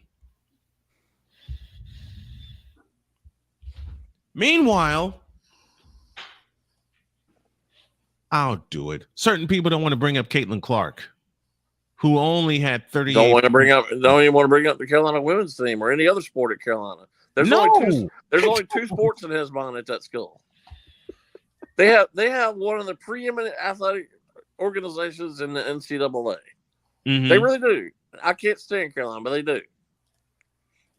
And you only talk about two teams, and really just one, if you want to talk about only one. Really one. And it goes back to the conversation. He couldn't tell you who's on a tennis team or golf team or rowing or whatever the heck else Carolina has. He doesn't want to tell you. No. He doesn't want to tell you. And it goes back to a conversation Jay and I had 2 years ago, right after I came out of surgery. What was the bigger game? The national championship or beating Duke in the Final Four in New Orleans? It wasn't just him. This was a lot of Carolina fans. Yeah. You can't explain that mentality to me. I'm sorry. You play to win the game. Thank you, Herman. You don't play to beat Duke. You don't play to beat Duke. You don't play to beat Krzyzewski. You play to win the national championship. We don't care. We beat Duke. It was Krzyzewski's last game. That's all we cared about. And people jumped all over me for saying that. Well, they jumped all over me, too. And I'm sorry. Do you think Kansas felt the same way? No. And frankly, had Duke beat Carolina, do you think they would have felt that way had they beat Kansas in the national championship? No. No, not a chance. No. And they gear up for this game all year. And here they're playing this Saturday night. And no matter who wins, Carolina will talk about it from now to the end of the year. Yep. They gear up this game as soon as the season starts. They don't worry, and they worry about what Duke's doing. Worry about yourself. And they don't. Nope. They barely won this weekend. No. And I stress the word barely. That's because you guys strive for excellence. Excellence is win the championship. Going to the big dance. That's what it's supposed Well, to be. I think most teams do that. Carolina fans. Well, I put in quotes Carolina fans because there's a lot of Carolina fans in name only. They're not true fans. No, they're not. They're not. But you can't explain that mentality to me. I don't care whether it's Carolina or anybody else. You play to win. You don't care that you lost to Kansas in the national championship when you came one game away from winning it all. That's why I kind of got And you care about beating Carolina instead the game before. Actually, beat Duke Bay. Actually, they came within 17 minutes of winning the Right, national right. championship because they led by double digits at the half. Right. They led by double digits at the half, and they lost by double digits. And that didn't seem to phase these fans. And again, I put them in parentheses. I mean, in quotes. It's why I get annoyed with some Sox fans sometimes. Where like, well, we won the Crosstown Cup against the Cubs. I don't care. Who cares? Where, That means nothing. Why are they not the last team standing? It means nothing. I want the World Series championship. It means That's nothing. what I want. If they were so excited about or so passionate, that's the word I should use, about winning the World Championship instead of the doggone Crosstown Cup, which doesn't mean that much anymore because the rest of the season's a wash. Never meant anything. It's kind of like the argument with Ohio State and Michigan. And I've heard so many fans on both sides say to me, we don't care how bad our season is as long as we beat Ohio State. That team to the north. That team to the north. That team to the north. Exactly. That's a horrible mentality to have. It's the same mentality as Carolina and Duke. And I don't see Duke fans being nearly to the level that Carolina fans are in terms of that mentality. I generally think Duke fans don't concern themselves unless they play each other. And they're playing each other this Saturday. Now, whoever wins, if they lose, I'm sure they'll be upset and we'll go on to the next game when they play in March. But to worry about what Duke's doing every single game, who cares? And not worry about and you think Duke is not going to make the NCAA tournament because they lose 4 or 5 or 6 games? No. Worry about your record, not everybody else. There is not a really good men's basketball team this year.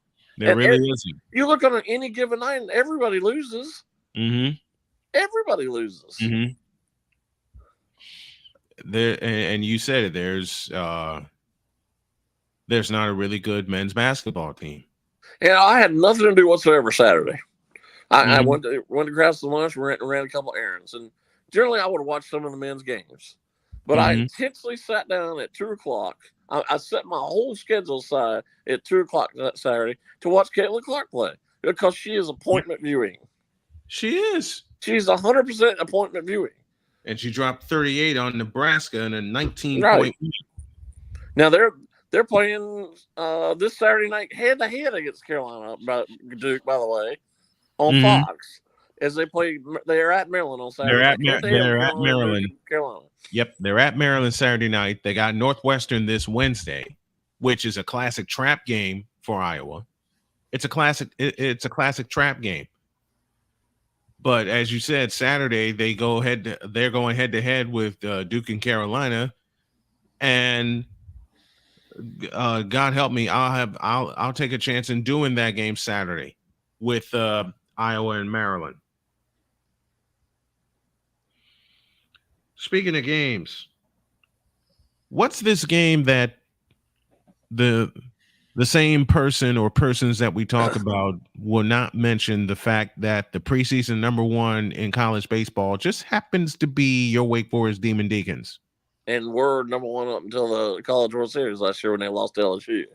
In extra innings. Yeah, nothing. What many consider one of the best games, if not the best game in college baseball history. And I watched every single out of that game. And that home run came on a 2-strike pitch.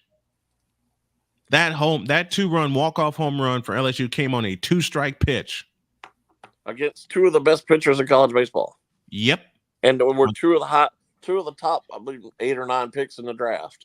You want to talk about appointment viewing? There you go. And for those people who say, and listen, yes, I understand that was a great game, but there are a lot of people around here that say, well, the real national championship was Florida State and LSU. No, I'm sorry. What the real national championship was Wake and LSU. And I said, no, it wasn't. Florida played LSU in the national championship. That was the real national championship, whether Wake fans want to admit it or not. That's the way it was. Yes. Right. Now the Wake LSU series was probably better as a whole, still, Florida State, Florida LSU was the real College World Series. It was. And it was a roller coaster kind of series because you had one blowout in game 2, and then you had another blowout in game 3. And Wake had listen to me. I'm not saying Wake choked because I really don't think they choked. They just get score. I guess they're one of the best teams, if not the best team in the country in LSU, and that was proven. Yep. But I mean, they had a chance to win the first game and didn't win. They even had a chance to win the second game and didn't win.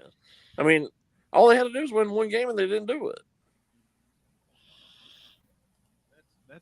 That's all they had to do was win one game. That's all they had to do. Well, the first game was probably more important than the second game because I understand you give yourself a little wiggle room when all you have to do is win one game out of 2. Yep. But when you have everything in your control and you don't win that first game, it puts a lot of added pressure on you in that second game. And it's a lot of added pressure that's not necessary. Down the stretch, Wake Forest just couldn't score runs. And I mean, here we're coming up. We're 2.5 weeks from the regular season starting. They're the prohibitive preseason number 1. Mm-hmm. And they've had a lot of losses, even through the draft and seniors who transferred and everybody else. And they're still the prohibitive number 1. And they're still the preseason number 1.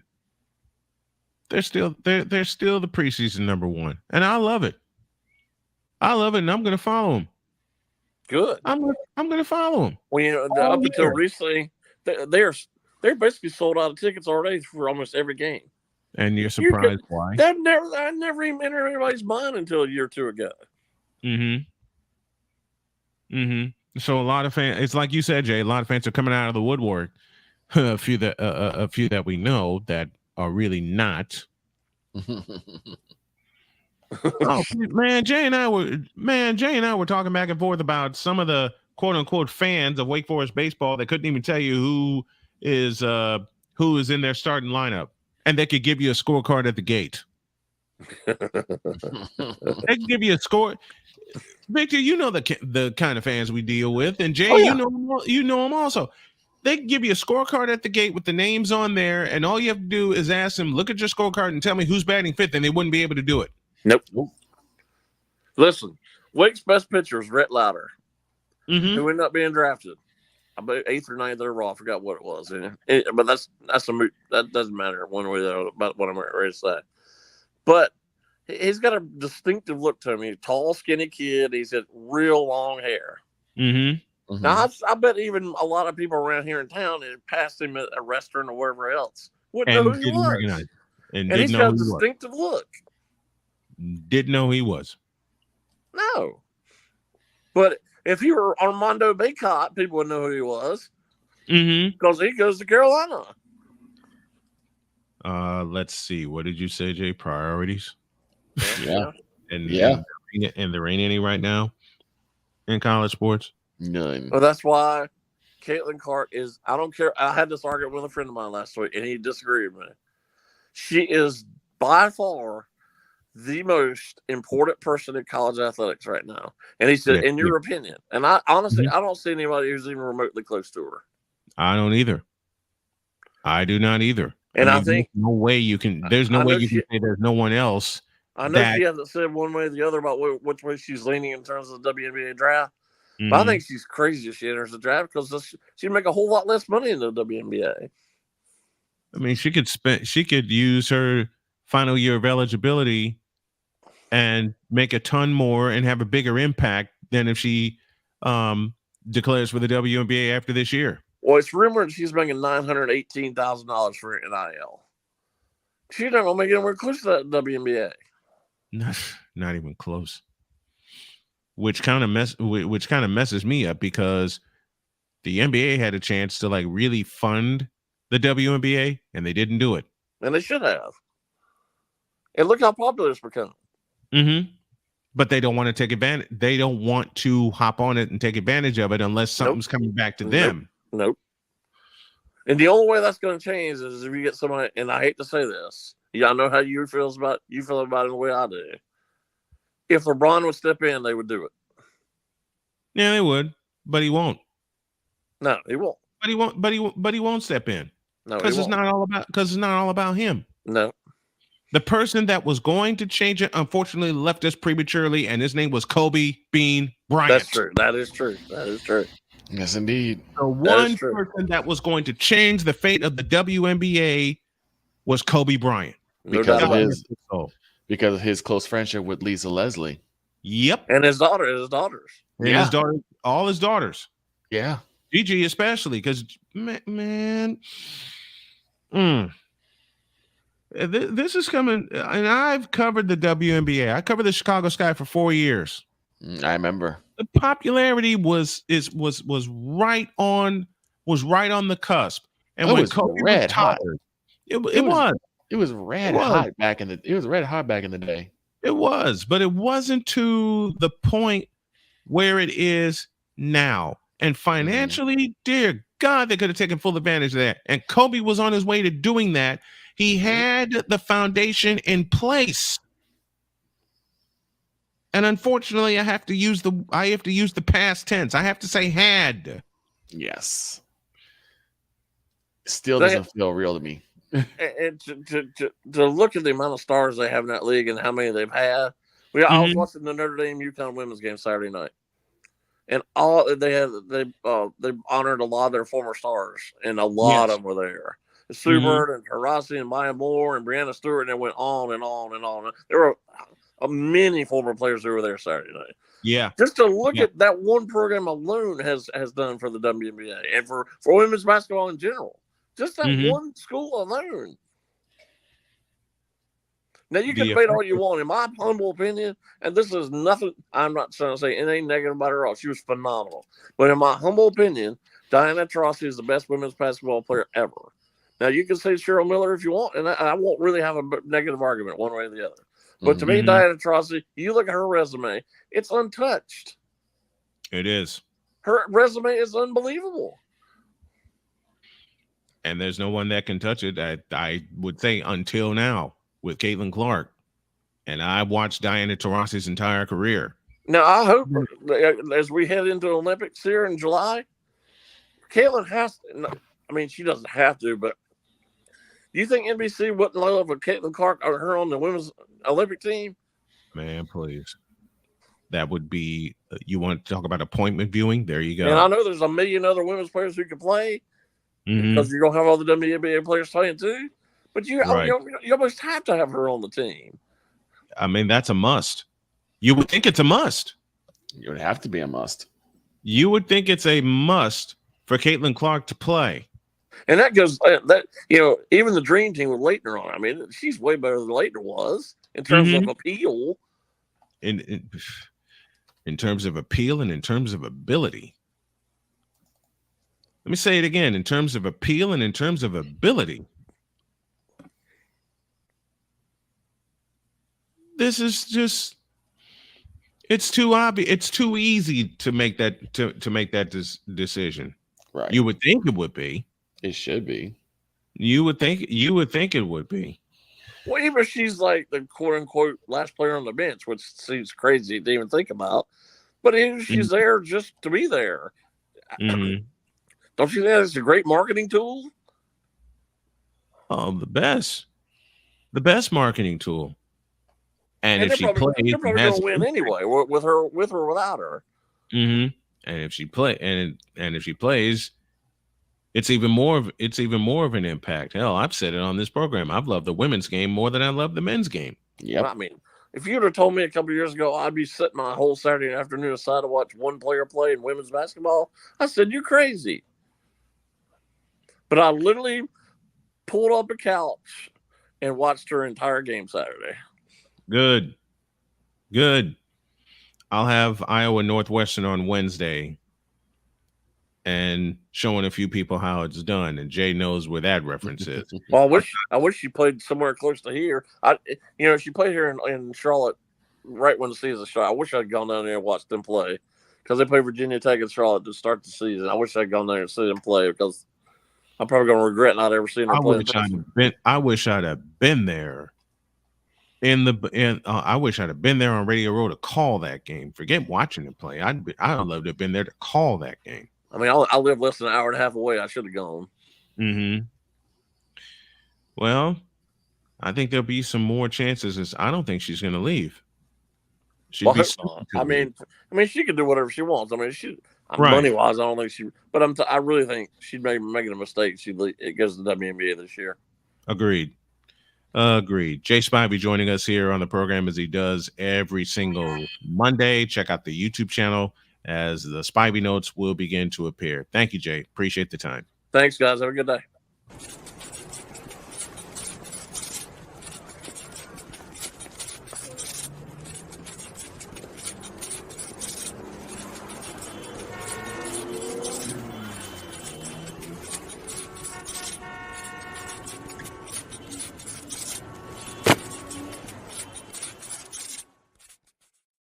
So long, Sam. We got to scram. Have a great day. God bless. Remember to make your next move your best move. And always remember, if your dreams don't scare you, they're simply not big enough. Dream big, do bigger. We are, and we hope y'all are too. We're out of here. See you tomorrow.